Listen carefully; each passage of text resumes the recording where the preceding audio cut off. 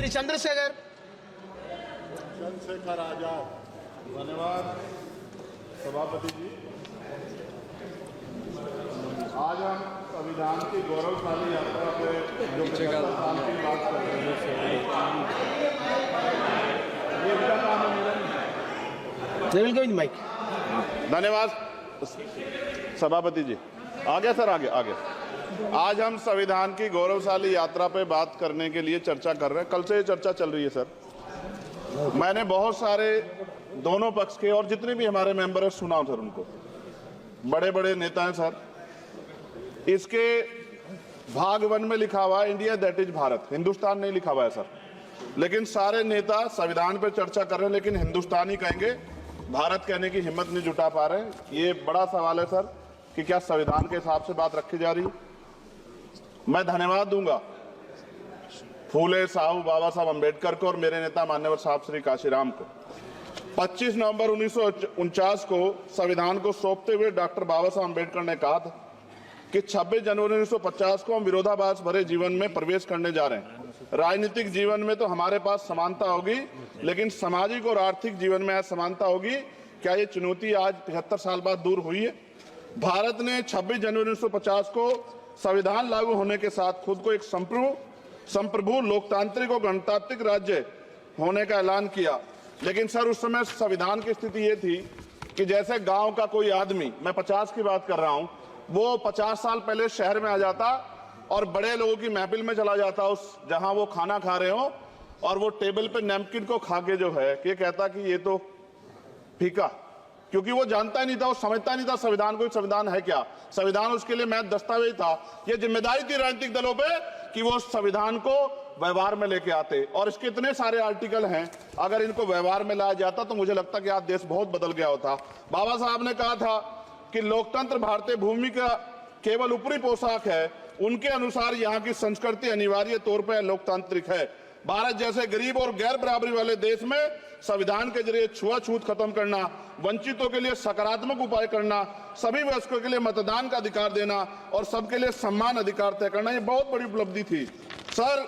ये संविधान है कि आप वहां बैठे हैं और मैं यहाँ खड़ा होकर अपनी बात रख रहा हूं, और इस देश में आदिवासी महिला के तौर पे जो है राष्ट्रपति बनी है, और प्राइम मिनिस्टर तो नहीं बना, लेकिन शेड्यूल कास्ट के बड़े नेताओं को भी जो है राष्ट्रपति बनने का मौका मिला। इस संविधान की देन, अगर वोट हम पे नहीं होता तो शायद अमीर और जो राजा महाराजा खुद को मानते हैं हमारी गलियों तक नहीं आ पाते, हमारे हाल नहीं जान पाते। आजादी का मतलब सर सिर्फ अधिकार पाना भर नहीं है, इसके लिए हमारे संविधान में सरकार और नागरिकों के अधिकारों के शासन के कर्तव्यों का विस्तार से उल्लेख किया गया है। बाबा साहब ने संविधान सभा में दिए गए भाषण में कहा था कि स्वतंत्रता आनंद का विषय है, पर अब हमें अपनी जिम्मेदारियों पर भी ध्यान देना होगा। संविधान ने सुनिश्चित किया कि रानी के पेट से राजा जन्म नहीं लेगा, वोट से नेता तैयार होगा। आर्थिक बराबरी के लिए सरकार क्या कर रही है? गरीब और गरीब हो रहा है और अमीर और अमीर हो रहा है। सुबह उठते कहीं बम की धमकी मिलती, कहीं दंगे की। ये अमृत काल है सर या धमकी काल है? कितना बढ़ रहा है आर्टिकल 15 सर। भारत में आज भी घोड़ी चढ़ने बैठने होती है। प्लीज सर क्या दलितों को यहाँ भी बोलने का नहीं सर? अगर सबको 4 मिनट दे दो, मुझे दे दो। ये भेदभाव नहीं चलेगा दलितों के साथ। Time is 4 minute. Don't waste. भाई सर आप चेक करो, अगर सबको 4 मिनट दिए तो आप मना करो, मैं बंद कर देता हूँ इसको। क्या दलितों को सबसे आखिरी में नंबर मिलेगा और बोलने का मौका मिलेगा? क्या मजाक कर रहे हैं सर आप? नो, ये all independent people are having only 4 minutes. You take sir. Independent में अपनी पार्टी का मेंबर हूँ सर, और जीत के आया हूँ सर, किसी की दया में नहीं आया। Take 1 minute and finish sir. कल भी बोले एक दलीय पार्टी के लोग, आप मौका दो सर। मूछे रखने पर हत्या होती है, महिलाओं पे, छोटे मासूम बच्चों पर रेप हिंसा होती है। एनसीआरबी का डाटा देकर डर लगेगा। यही 1 किलोमीटर में संविधान को जला गया, और महाराष्ट्र के परभनी में अभी भी संविधान को नष्ट किया गया, उसकी कॉपी को। आर्टिकल 25-26 में संविधान में सभी को धार्मिक आजादी। कहाँ है दलितों की, मुसलमानों की, जैनों की, बौद्धों की, ईसाइयों की? छत्तीसगढ़ में सतनामी समाज को संविधान की अपनी धार्मिक आजादी के आधार पर जो है उनको अपमानित करके जेल में बंद कर दिया। संभल, अजमेर, अयोध्या सब इसका उदाहरण है। आज ये सरकार आलोचना डरती है। कितने लोग जेल में बंद है? मिरान हैदर, खालिद सैफी, उमर खालिद खान, सिफा खान, गुलफ्शा फातिमा और आजम खान साहब राजनीतिक विरोध में बंद है।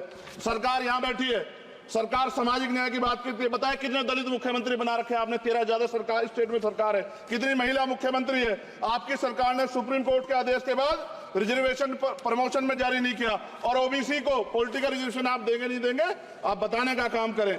मैं 75 साल की गौरव यात्रा में हम एक सभ्य समाज नहीं बना पाए, इसलिए जाति आधार पर SC ST OBC के बच्चों को प्राइमरी स्कूल से लेकर उच्च संस्थानों में भेदभाव किया जाता है। सरकार निरंकुश हो गई, कोई बुलडोजर से कार्रवाई करता है। कल मंत्री जी ने कहा हमने राष्ट्रीय पिछड़ा वर्ग आयोग बनाया, 69 शिक्षक भर्ती में उसकी सिफारिशों को नहीं माना। EWS के जरिए आपने संविधान पे, आरक्षण के प्रावधान पे हमला किया। 1 मिनट में खत्म कर रहा हूं सर। संविधान सर, न्यायपालिका में आर्टिकल 124A कहता है सर, ये अधिकार जो है, Sanjay sir ji please conclude sir 1 minute में प्लीज संविधान में न्यायाधीशों की नियुक्ति का अधिकार राष्ट्रपति के द्वारा होना चाहिए, अभी तक नहीं हो रही है। All India judicial service commission कब बनेगा? क्या चंद परिवार ही सर जज बन सकते हैं?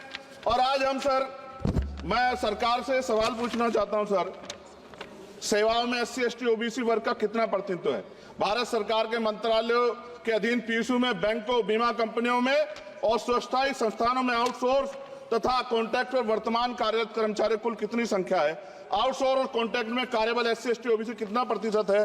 निजी क्षेत्रों में कार्यरत कर्मचारी, उनके SC ST OBC की वर्ग लाभ। सर खत्म कर, लास्ट पॉइंट सर, मैं फिर स्पष्ट तौर पर कह रहा हूं सर, यहां बैठे SC और OBC के मेंबर से कह रहा हूं सर, उनको सामाजिक जिम्मेदारी का ध्यान भी रखना चाहिए। पार्टी के प्रति वफादारी के साथ साथ अपने वर्गों के प्रति ईमानदारी भी रखनी चाहिए। ईमानदारी नहीं होगी तो इन वर्गों का भला नहीं हो सकता, और हमें बहुत सरकारों से उम्मीद नहीं है। बहुत बहुत धन्यवाद सर। Thank you.